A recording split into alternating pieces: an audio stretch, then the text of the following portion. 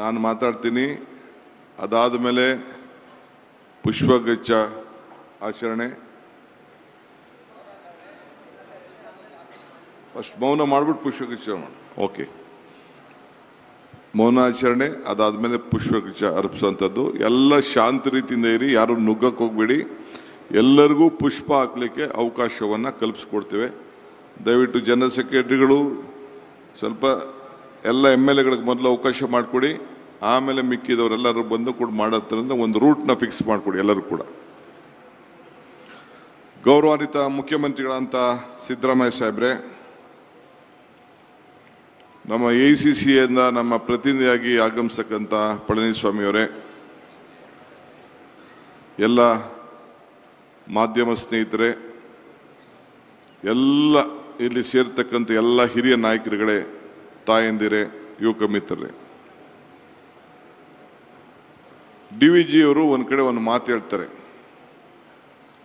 ಮದುವೆಗೋ ಮಶಣಕ್ಕೋ ಹೋಗೆಂದು ಕಡೆಗೆ ಹೋಗು, ಪದ ಕುಸಿಯೇ ನೆಲ ಇರುವುದು ಮಂಕುತಿಮ್ಮ ಅಂಥೇಳಿ.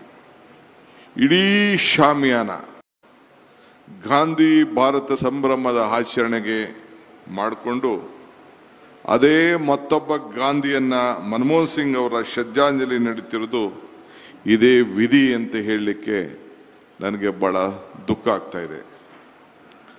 ಕೊರಗಲೇಕೆ ಮರುಗಲೇಕೆ, ಹುಟ್ಟಿ ಬಂದಿದ್ದೇ ಹಳಲೇಕೆ, ಸುಖವೇ ಬರಲಿ ದುಃಖವೇ ಬರಲಿ, ರೋಗ ಭೋಗಗಳೇ ಇರಲಿ, ಎಲ್ಲ ಹೊತ್ತು ಋಣತೆತ್ತು ಮುಂದೆ ಪುಣ್ಯದ ಬೀಜ ಬಿತ್ತು. ಹಂಗೆ ಮನಮೋಹನ್ ಸಿಂಗ್ ರವರ ಅಗಲಿಕೆ ಕೋರುವ ಬದಲು ಅವರ ಆದರ್ಶ ಮಾರ್ಗವನ್ನು ಮುನ್ನೋಣ, ಅದೇ ಅವರಿಗೆ ಸಲ್ಲಿಸಿದಂಥ ಶ್ರದ್ಧಾಂಜಲಿ ಅಂತೇಳಿ ನಾನು ಅರ್ಪಿಸ್ಕೊಂಡಿದ್ದೇನೆ.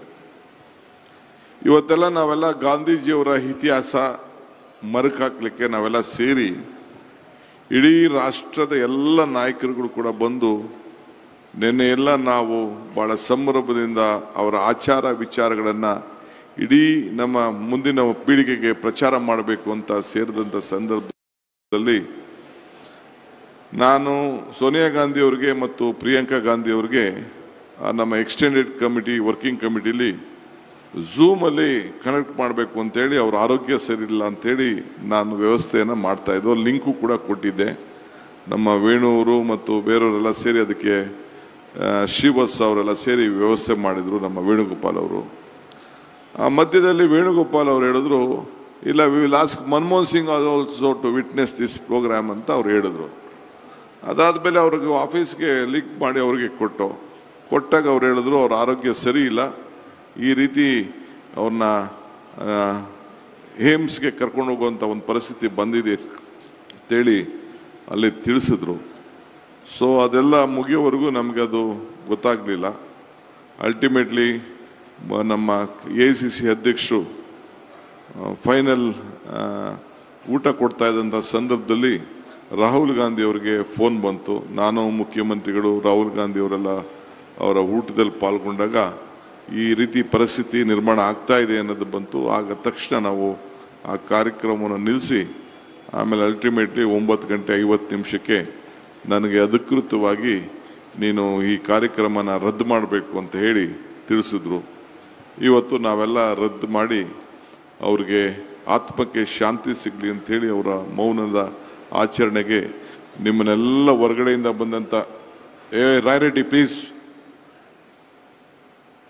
ಅವರೆಲ್ಲ ಆತ್ಮಕ್ಕೆ ಶಾಂತಿ ಸಿಗಲಿ ಅಂತೇಳಿ ನಿಮ್ಮನ್ನೆಲ್ಲ ಹೊರಗಡೆಯಿಂದ ಬಂದಂಥ ಎಲ್ಲ ನಾಯಕರುಗಳನ್ನ ನಾವು ಆಹ್ವಾನಿಸಿ ತಾವೆಲ್ಲ ಬೆಂಗಳೂರಿಗೆ ಓದಬೇಕಾದ್ರೂ ಕೂಡ ಹೊರಗಡೆ ಹೋಗ್ಬೇಕಾದ್ರೂ ಕೂಡ ತಾವೆಲ್ಲ ಬಂದು ನಮ್ಮ ಶ್ರೇಷ್ಠ ಪ್ರಧಾನಮಂತ್ರಿ ಆದಂಥ ಮನಮೋಹನ್ ಸಿಂಗ್ ಅವರ ಆತ್ಮಕ್ಕೆ ಶಾಂತಿ ಸಿಗಲಿ ಅಂತೇಳಿ ತಾವು ಬಂದಿರೋದು ನಿಜವಾಗ್ಲೂ ನಮಗೆಲ್ಲ ಒಂದು ದೊಡ್ಡ ಶಕ್ತಿ ಸಿಕ್ಕಿದೆ.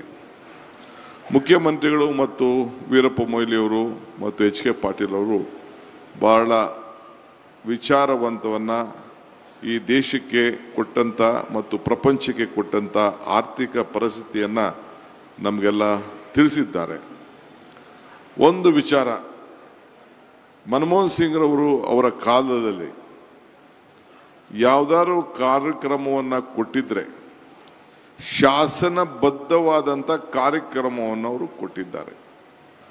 ಪುಟಾಣಿ ಮಕ್ಕಳ ವಿದ್ಯಾಭ್ಯಾಸ ಹಿಡಿದು ಆರೋಗ್ಯಕ್ಕೆ ಒಂದು ಪೂರಕವಾಗಿ ಇವತ್ತು ಏನು ನಾವು ಆಶಾ ಕಾರ್ಯಕರ್ತರು ಅಂತ ನಾವು ಕರೀತಾ ಇದ್ದೇವೆ, ಆ ಕಾರ್ಯಕ್ರಮವನ್ನು ನಿರೂಪಿಸಿ ರೈತರ ಬದುಕಿಗೆ ಯಾರು ಜಮೀನನ್ನು ಕಳ್ಕೊಳ್ತಾ ಇದ್ದಾರೆ ಆ ಜಮೀನಿಗೆ ಬೆಂಗಳೂರು ಸಿಟಿಯಲ್ಲಿರೋರಿಗೆ ಡಬಲ್ ಕೊಡಬೇಕು, ಇಷ್ಟು ಕಿಲೋಮೀಟ್ರ್ ಆದವ್ರಿಗೆ 18 ಕಿಲೋಮೀಟ್ರ್ಕಿಂತ ದೂರ ಆದವ್ರಿಗೆ 3 ಪಟ್ಟು ಕೊಡಬೇಕು, ಹಳ್ಳಿಗೆ ಹೋಗಿದ್ರೆ 4 ಪಟ್ಟು ಕೊಡಬೇಕು ಅಂಥೇಳಿ ತೀರ್ಮಾನ ಮಾಡಿದಂಥ ಒಬ್ಬ ಹಿರಿಯ ಮುತ್ಸದ್ದಿ ಈ ದೇಶದ ಪ್ರಧಾನಮಂತ್ರಿ ಆಗಿದ್ದಂಥ ನಮ್ಮ ಮನಮೋಹನ್ ಸಿಂಗ್ರವರು ಅನ್ನೋದನ್ನು ನಾವು ಯಾರು ಕೂಡ ಮರೀಲಿಕ್ಕೆ ಸಾಧ್ಯ ಇಲ್ಲ. ಇವತ್ತು ನಮ್ಮ ರೈತರು ಫಾರೆಸ್ಟಲ್ಲಿ, ಈ ಫಾರೆಸ್ಟ್ ಅವ್ರ ಸವಾಸ ನಾವು ಯಾರು ಕೂಡ ರೈತರಲ್ಲಿ ಮೊದಲಿಂದ ಕೂಡ ವಂಶ ಪಾರಂಪರ್ಯವಾಗಿ ನಡ್ಕೊಂಡು ಬಂದದ್ದನ್ನು ಬೇಕಾದಷ್ಟು ಕಿರುಕುಳವನ್ನು ಕೊಟ್ಕೊಂಡು ಯಾವುದೋ ಒಂದು ಸುಪ್ರೀಂ ಕೋರ್ಟ್ ಜಡ್ಜ್ಮೆಂಟನ್ನು ಇಟ್ಕೊಂಡು ಎಲ್ಲ ಪರಿಶಿಷ್ಟ ಪಂಗಡ ಮತ್ತು ಬೇರೆ ಜನಾಂಗಕ್ಕೆ ತೊಂದರೆಯನ್ನು ಕೊಡ್ತಾಯಿದ್ರು. ಅದಕ್ಕೆ ಅವ್ರಿಗೆ ಫಾರೆಸ್ಟ್ ರೈಟ್ ಆ್ಯಕ್ಟನ್ನು ತಂದು ಇವತ್ತು 75 ವರ್ಷ ಪ್ಲಸ್ 25 ವರ್ಷ ಅಂಥೇಳಿ ಮಾಡಿ ಅವರ ಬದುಕನ್ನು ರೂಪಿಸ್ಕೊಳ್ಳಿಕ್ಕೆ ಇವತ್ತು ಸಂವಿಧಾನದ ಹಕ್ಕನ್ನು ಕೊಟ್ಟು ರೂಪಿಸ್ಕೊಳ್ಳಿಕ್ಕೆ ಒಂದು ದೊಡ್ಡ ನಮಗೊಂದು ಶಕ್ತಿಯನ್ನು ಕೊಟ್ಟರು. ಬೇರೆ ಸರ್ಕಾರಗಳು ಈ ಪ್ರೋತ್ಸಾಹ ಕೊಟ್ಟರು ಬಿಟ್ಟರು, ನಮ್ಮ ಸರ್ಕಾರ ನಾವು ಮುಂದುವರಿಸ್ತಾ ಇದ್ದೇವೆ. ಮುಂದೆ ಕೂಡ ನಾವು ಆ ಸಂದರ್ಭದಲ್ಲಿ ಮುಂದುವರಿಸುವಂಥ ಕೆಲಸವನ್ನು ಈ ಸಂದರ್ಭದಲ್ಲಿ ನಾವು ಮಾಡ್ತೇವೆ. ಹಂಗೆ ನರೇಗಾ ವಿಚಾರ ಒಂದು ಘಟನೆನೇ ನಾನು ಹೇಳಲೇಬೇಕಾಗಿದೆ. ನಾವು ಬಳ್ಳಾರಿಗೆ ಪಾದಯಾತ್ರೆ ಮಾಡ್ತಾಯಿದ್ದೋ. ಬಳ್ಳಾರಿಗೆ ಪಾದಯಾತ್ರೆ ಮಾಡಬೇಕಾದ್ರೆ ಮಧ್ಯದಲ್ಲಿ ಒಂದು ಹಳ್ಳಿಲಿ ಸ್ವಲ್ಪ ಪ್ಲೀಸ್ ಒಂದು ಹಳ್ಳಿಲಿ ಹೋಗ್ಬೇಕಾದ್ರೆ ಒಂದು 50-60 ಹೆಣ್ಮಕ್ಳು ಎಲ್ಲ ಕೂಲಿಗೆ ಹೋಗ್ತಾಯಿದ್ರು. ಅವ್ರಿಗೆ ಕೇಳ್ದವ್ರು ನಾವೆಲ್ಲ ನಿಲ್ಲಿಸ್ಬಿಟ್ಟು ಮಧ್ಯ ಮಾತಾಡಿ ನಾನು ಮಾತಾಡೋಂಥ ಒಂದು ಅವಕಾಶ ಸಿಕ್ತು. ಅವರೆಲ್ಲ ಬಂದು ಕೂಲಿಗೆ ಬಂದು ಅವತ್ತು ಮಾತಾಡಿದ ಅವರ ಅನುಭವವನ್ನು ಅವ್ರು ಹಂಚ್ಕೊಳ್ತಾಯಿದ್ರು. ಆಮೇಲೆ ಒಂದಿನ ನಾನು ಮನಮೋಹನ್ ಸಿಂಗ್ ಅವರಿಗೆ ಒಂದು ಪತ್ರ ಬರೀಬೇಕು ಅಂತ ಆಲೋಚನೆ ಮಾಡಿದೆ. ಆ ಮಧ್ಯದಲ್ಲಿ ನಾನು ಸೋನಿಯಾ ಗಾಂಧಿ ಅವ್ರನ್ನ ಭೇಟಿ ಮಾಡಿದೆ. ಈ ಕೆಲವು ಭಾಗದಲ್ಲಿ ಬೇರೆ ಜಮೀನುಗಳಿಗೆ ಹೋಗಿ ಕೂಲಿ ಮಾಡ್ತಾರೆ, ನಮ್ಮ ಭಾಗದಲ್ಲೆಲ್ಲ ನಾವು ಬೇರೆ ಜಮೀನುಗಳಿಗೆ ಹೋಗಿ ಕೂಲಿ ಮಾಡೋಕ್ಕೆ ಸ್ವಲ್ಪ ಹಿಂಜರಿತಾರೆ. ಸೊ ಆ ನರೇಗಾಯಿಂದ ಏನು ಪ್ರಯೋಜನ ಆಗ್ತಾ ಇಲ್ಲ ಅಂತ ಹೇಳಿದೆ. ಆಗ ನಾನು ಧ್ರುವರಾಯಣ್ಣು ಇನ್ಯಾರೋ 1-2-3 ಜನ ಇದ್ದೋ, ಐ ಥಿಂಕ್ ಸುರೇಶ್ ಆಗಷ್ಟೊತ್ತಿಗೆ MP ಆಗಿರೋ ನನಗೆ ಗೊತ್ತಿಲ್ಲ ನನಗೆ. ತಕ್ಷಣ ನನಗೆ ಜೋಶಿ ನೋಡೋಕ್ಕೆ ಹೇಳಿದ್ರು. ನನಗೆ Joshi central rural development ministry ಇದ್ದು ಜೋಶಿ, ಅವ್ರನ್ನ ಭೇಟಿ ಮಾಡು ಅಂತ ನನಗೆ ಹೇಳಿದ್ರು. ನಾನು ಅವ್ರಿಗೊಂದು ರೆಪ್ರೆಸೆಂಟೇಷನ್ ಕೊಟ್ಟೆ. ಜೋಶಿಗೆ ಅದನ್ನು ಫಾರ್ವರ್ಡ್ ಮಾಡಿದ್ರು. ಜೋಶಿಗೆ ಫಾರ್ವರ್ಡ್ ಮಾಡಿದೆ. ಜೋಶಿಗೆ ಹೋಗಿ ನಾನು ಎಕ್ಸ್ಪ್ಲೇನ್ ಮಾಡಿದೆ. ಜೋಶಿಗೆ ಸಮಾಧಾನ ಆಗಲಿಲ್ಲ. CP ಜೋಶಿ ಅಂತ ಅಂದ್ಬಿಟ್ಟು ಅವರು ಒಂದು ಓಟಲ್ಲಿ ಸೋತಿದ್ರು ಅಸೆಂಬ್ಲಿಗೆ. ಆಮೇಲೆ ಅವರು ಸೆಂಟ್ರಲ್ ಮಿನಿಸ್ಟ್ರು ಕೂಡ ಆಗಿದ್ದರು, ಸ್ಪೀಕರ್ ಕೂಡ ಆಗಿದ್ದರು ಅಲ್ಲಿ ರಾಜಸ್ಥಾನದಲ್ಲಿ. ಅವರು ತಕ್ಷಣ ಅದ್ರ ಬಗ್ಗೆ ಅಧ್ಯಯನ ಮಾಡಿ ತಿರ್ಗಾ ವಾಪಸ್ಸು ಸೋನಿಯಾ ಗಾಂಧಿ ಅವರಿಗೆ ಒಂದು ರಿಪೋರ್ಟ್ ಕೊಟ್ಟರು. ಆಮೇಲೆ ಮನಮೋಹನ್ ಸಿಂಗ್ ಬರೆದ್ರು ಅದನ್ನು.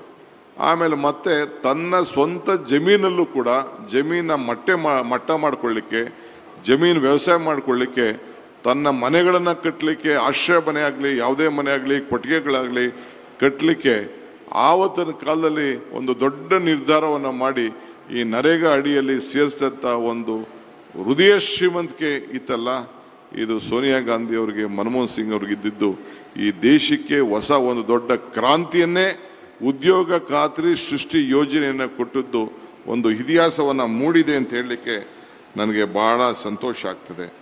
ಹಿಂಗೆ ಇವತ್ತು ನಮ್ಮ ಅನ್ನಭಾಗ್ಯ ಸಿದ್ದರಾಮಯ್ಯನವ್ರಿಗೆ ಮುನ್ನುಡಿ ಬರೆದಿದ್ದೇ ಈ ಫುಡ್ ಸೆಕ್ಯೂರಿಟಿ ಆ್ಯಕ್ಟ್. ಇದು ನಮಗೆ ಜೊತೆಗೆ ಈಗ ಹೊಸದಾಗಿ ನಾವು ಶಾಲೆಗಳು ಮಾಡಬೇಕು ಅಂತ ಹೊರಟಿದ್ದೇವೆ. ಈ 2% CSR, ಆ CSRನ್ನು ಪ್ರಾರಂಭ ಮಾಡಿದ್ದು ಇವತ್ತು ಇಡೀ ನಮ್ಮ ದೇಶದ ಎಲ್ಲ ಸಂಸ್ಥೆಗಳು ಒಂದು ನಮ್ಮ ಕಾರ್ಪೊರೇಟ್ ಸೋಷಿಯಲ್ ರೆಸ್ಪಾನ್ಸಿಬಿಲಿಟಿಯಿಂದ ನಮ್ಮ ಗ್ರಾಮೀಣ ಪ್ರದೇಶ ಬೇರೆ ಸೋಷಿಯಲ್ ಆ್ಯಕ್ಟಿವಿಟೀಸ್ ಮಾಡಲಿ ಅಂಥೇಳಿ ಇವತ್ತು ತೆಗೆದುಕೊಂಡಂಥ ಒಂದು ತೀರ್ಮಾನ. ಇಂಥವೆಲ್ಲ ನೂರಾರು ಕಾರ್ಯಕ್ರಮಗಳನ್ನು ಇವತ್ತು ಕೊಟ್ಟಿದ್ದಾರೆ. ಗಂಟೆಗಟ್ಟಲೆ ಚರ್ಚೆ ಮಾಡಲಿಕ್ಕೆ ಅವಕಾಶ ಇದೆ. ಭಾಳ ಲೀಡರ್ಸ್ಗೆಲ್ಲ ನನಗೆ ಮಾತಾಡಿಸ್ಬೇಕು ಅಂತ ಆಸೆ. ನಾನು ನಮ್ಮ ಮಿನಿಸ್ಟ್ರು ಇಲ್ಲೇ ಇದ್ದಾರೆ, ನಮ್ಮ ಹೈಯರ್ ಎಜುಕೇಷನ್ ಮಿನಿಸ್ಟ್ರು, ಒಂದು ಸೂಚನೆ ಕೊಡಲಿಕ್ಕೆ ನಾನು ಬಯಸ್ತೇನೆ ಅವರಿಗೆ.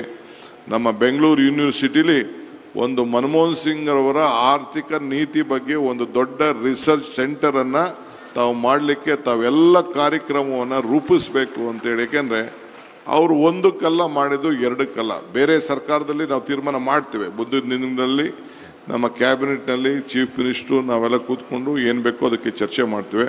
ಬಟ್ ರೈಟ್ ಟೈಮ್ ನಾವು ಮುಂದಿನ ನಮ್ಮ ಮಕ್ಕಳಿಗೆ, ವಿದ್ಯಾರ್ಥಿಗಳಿಗೆ ಇದ್ರ ಬಗ್ಗೆನೇ ಒಂದು ದೊಡ್ಡ ಚರ್ಚೆ. ಯಾಕೆಂದರೆ ಪುಟಾಣಿ ಮಕ್ಕಳಿಂದ ಹಿಡಿದು ಹಾರಕ್ಕಿಂದ ಹಿಡಿದು ಫಾರೆಸ್ಟಿಂದ ಹಿಡಿದು ಸಾಲ ಮನ್ನಾಯಿಂದ ಹಿಡಿದು 70,000 ಕೋಟಿ ನ್ಯಾಷನಲೈಸ್ ಬ್ಯಾಂಕಲ್ಲಿ ಇಲ್ಲಿವರೆಗೂ ಬರೀ ದೊಡ್ಡ ದೊಡ್ಡ ಸಾಹುಕಾರಗಳಿಗೆ, ಇಂಡಸ್ಟ್ರಿಯಲಿಸ್ಟ್ ಮಾತ್ರ ಸಾಲ ಮನ್ನಾ ಆಯ್ತಿತ್ತೆ ಹೊರತು ನಮ್ಮ ರೈತರಿಗೆ ಸಾಲ ಮನ್ನಾ ಮಾಡೋಂಥ ಒಂದು ತೀರ್ಮಾನ ತೆಗೆದುಕೊಂಡಿದ್ದು ಮನಮೋಹನ್ ಸಿಂಗ್ ಅವರು. ಅಂದರೆ ಯಾವ ಸಮಾಜದಲ್ಲಿ ಎಲ್ಲ ವರ್ಗದ ಜನರಿಗೂ ಕೂಡ ಅವರು ರಕ್ಷಣೆಯನ್ನು ಮಾಡ್ತಾ ಇರೋದನ್ನ, ಅವರ ಬದುಕನ್ನು ಕಟ್ಕೊಳ್ಳಿಕ್ಕೆ ಕಾಯ್ದೆಗಳ ಮುಖಾಂತರ ಅವರ ಆಡಳಿತವನ್ನು ಕೊಟ್ಟದ್ದು ವಿಶ್ವದಿಂದ ಹಿಡಿದು ನಮ್ಮ ಹಳ್ಳಿ ಕೂಲಿಕಾರರಿವರೆಗೂ ಕೂಡ ಇವತ್ತು ರಕ್ಷಣೆ ಮಾಡಿದಂಥ ಒಬ್ಬ ಧೀಮಂತ ನಾಯಕನನ್ನು ನಾವು ಕಳ್ಕೊಂಡಿದ್ದೇವೆ.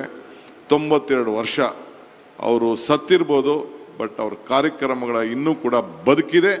ಅದನ್ನು ಬದುಕಿಸಿ ಅವರ ಏನು ಮಾರ್ಗದರ್ಶನ ಕೊಟ್ಟಿದ್ದಾರೆ ಅದರಲ್ಲಿ ನಾವು ನೀವೆಲ್ಲ ಸೇರಿ ನಡೆಯೋಣ ಅನ್ನೋ ಮಾತನ್ನು ಈ ಸಂದರ್ಭದಲ್ಲಿ ಹೇಳಿ ಭಾಳ ಗೌರವದಿಂದ ಅವರ ಆತ್ಮಕ್ಕೆ ಶಾಂತಿ ಸಿಗಲಿ. ಇಡೀ ಕಾಂಗ್ರೆಸ್ ಕುಟುಂಬ ಅಲ್ಲ, ಇಡೀ ದೇಶದ ಎಲ್ಲ ಕುಟುಂಬ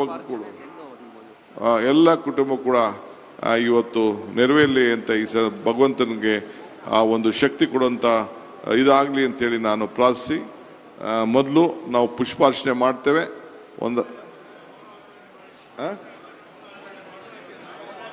ಆಯಿತು, ಫಸ್ಟು ಮೌನ ಆಚರಣೆ ಮಾಡ್ತೀವಿ, ಆಮೇಲೆ ಪುಷ್ಪಾಚರಣೆ.